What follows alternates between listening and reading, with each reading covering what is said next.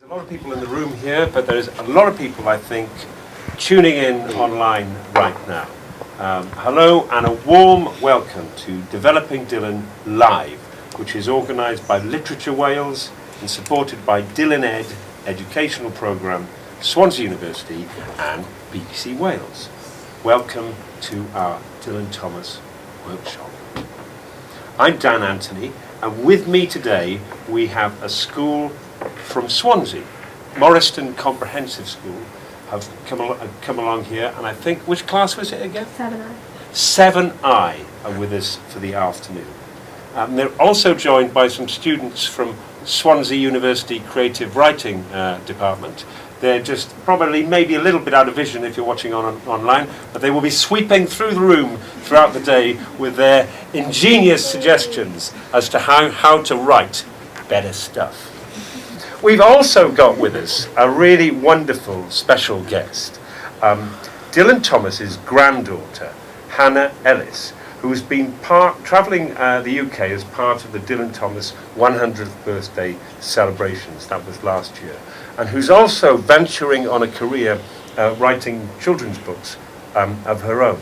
Please give a big welcome to Hannah Ellis.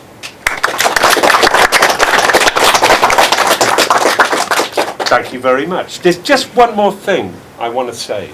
I just want to outline a little bit so that everybody in the room knows of what we're doing, but also everybody who's viewing on the screens. It's very simple. We're going to start off, I hope, with a few questions for Hannah, who can bring some light on quite an enigmatic but important poet, Dylan Thomas. After that, we're going to watch a very, very famous, sort of iconic, if you like, piece of work by Dylan Thomas. And then finally, because actually in this room, many of us are writers themselves, we're going to see if we can come up with some new work of our own, based on the ideas first explored by Dylan Thomas.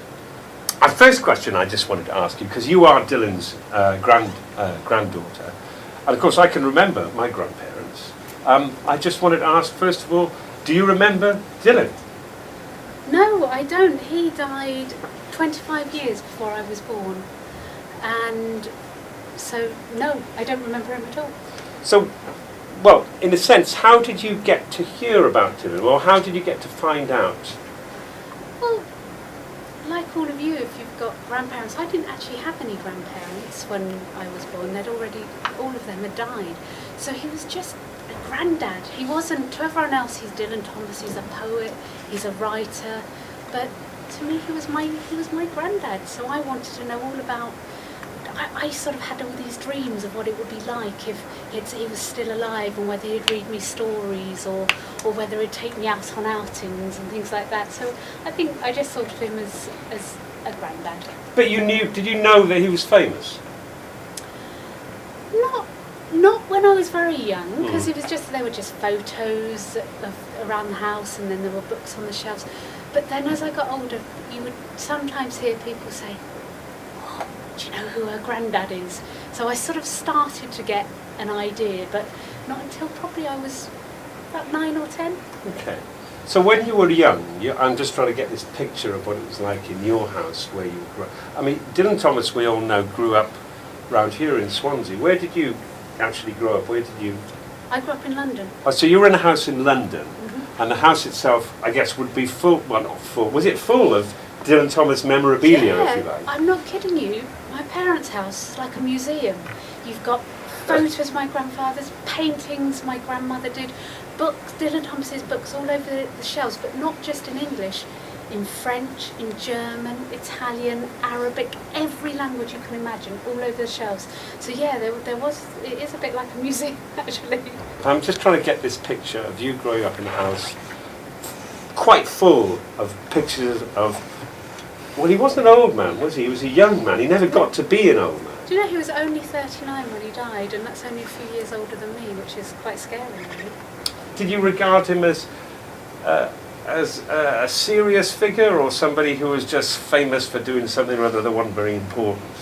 I think, like everyone else, there's this image of him being sort of this colourful, mad, sort of drinking person. So I think that's how I imagined him to be. I've learned much more actually now, and learnt that he was very different to that as I've grown older. But I think I always knew he was a writer. That was one thing. That was always sometimes quite tricky when I was at school, because some of the teachers knew that my grandfather was Dylan Thomas, so I think they thought I could write like him, which at the age of 11 I couldn't write like Dylan Thomas, unfortunately. So did you find as you went to say high school, for example, teachers and maybe your friends and so just thought, well, you know, because your granddad was this really famous guy, you ought to be good at it yourself?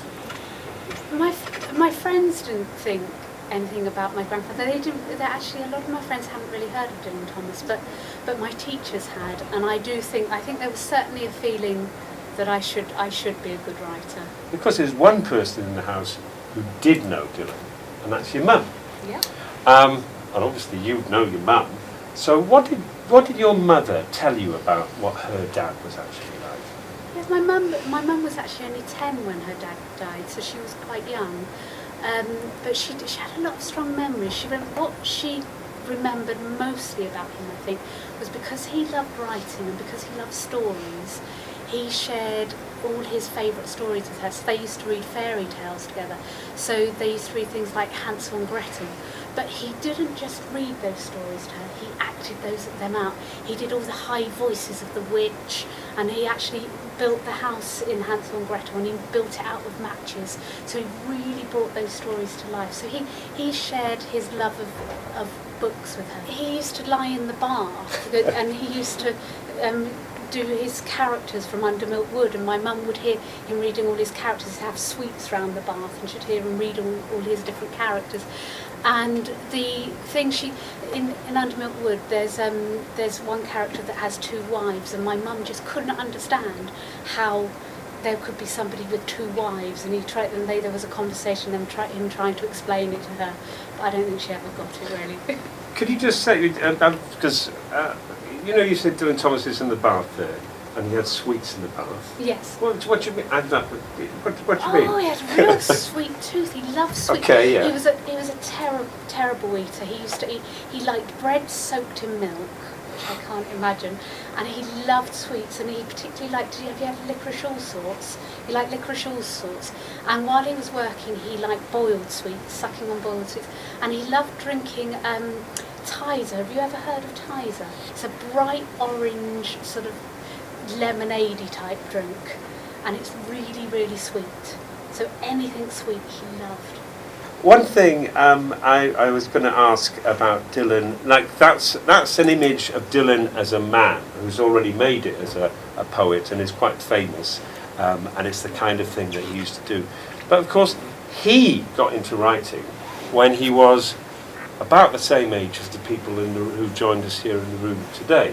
Was that was the age when his first poem was published, at the age of 11. So he would have been writing well before then. And have you any idea why he used to write at that age? What did he like about writing, even at a young age? I think he started actually, before he started writing, he started reading. I think that's what he did. His dad was an English teacher, and he had a library full of books, and my grandfather just went in there and read everything, from science books, from the Bible, from fairy tales, everything he could get his hands on, and that's where he got all his ideas. But there's a weird thing, isn't there? Because Dylan Thomas did start writing really early. People did recognise he was brilliant. I mean, I'm really surprised to hear that as well, because I'm always quite relieved to read this about Dylan, because he was really not very good at all the subjects in school, apart from one, writing stuff. So why didn't he use all that information to get good at physics or to be good at geography? Yeah, no, he knew about lots of things. He didn't do very well at school. He just wasn't. He got a bit disengaged. I think he got a bit bored. So he did really well in English, but all the other subjects he failed at. So he came out of school. He didn't have any qualifications. So he used to meet people from universities, and he knew as much of them as them, if not more, because he'd read so much, but he didn't have a piece of paper to say that he could do these things. Do you know anything about his first job and what he used to do around here in Swansea? Yeah, he was a journalist. So he went around everywhere. His favourite places to go were basically the pubs by the docks, and where there was all sorts of characters and people there. He'd go underground into the pubs, and he'd see all the sailors' wives and find out all the dramas.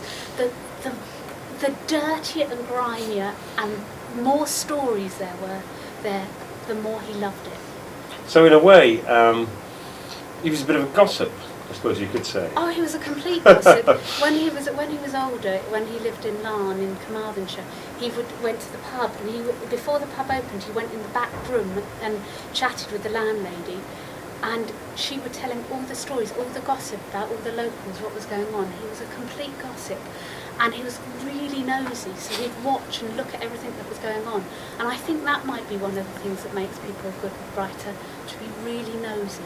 I think perhaps one thing we should do now is take a look at a bit of a radio play that Dylan Thomas wrote. It was turned into a TV production by the BBC, and this is the most recent production of Under Milkwood. You'll spot loads and loads of Welsh celebrities coming through it as you go along. And remember, one thing I'd like you to just think about as you're going along. You can grab a piece of paper and make a note if you want, as Dylan would have done. Think about the ghosts in particular. Can anybody remember what the first line of Under Milkwood was? The first line. I think we might even have heard it twice. Yeah? In the beginning was the beginning. Nearly spot on. I think. What's your name, please? I quite like your line. Sorry?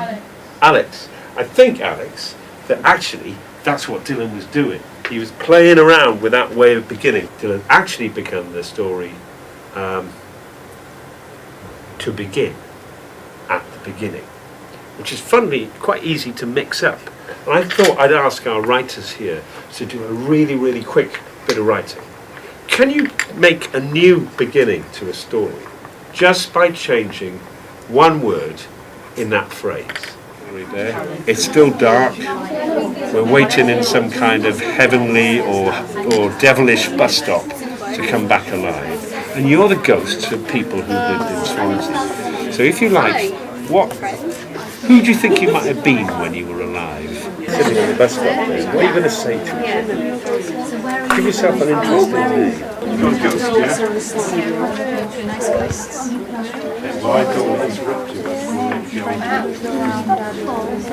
Oh my god, what was my name? Sapphire. That was my I really don't like interrupting people when they start writing. But can I just say it's a real pleasure to have met you all. And I'm really, really pleased to see everybody in the room starting to switch on to the idea of maybe being the new Dylan Thomas. I think the last word should go to Hannah Ellis. Thank you very much, Hannah, for coming along. And it's been a real pleasure meeting you. And thank you everyone for joining us today. I hope that this isn't actually the end for you. I hope this is the beginning. And I hope that you might be able to find some time to discover a bit more about my grandfather's writing. I hope so. But there are a few people we need to thank. In particular, I'd like to thank you guys from Morriston Comprehensive School, Literature Wales, Swansea University's Dylan Ed Education Project, and BBC Wales, because without all those people, this wouldn't have happened today. And please do keep an eye out for this recording on the Developing Dylan website that you will be able to access at www.developingdylan100.co.uk, and there'll also be a Welsh language workshop happening on Wednesday the 4th of March. All that's left for me to say is that there's going to be an International Dylan Thomas Day, and one way your school can get involved in this is by helping Martin Dawes and Anirin Caredog create Dylan's great poem. It's going to be a bilingual poem inspired by Dylan Thomas on the theme of community. Until then, it's goodbye from us. Bye bye. Thank you. Thank you. Bye bye up there. Thank you.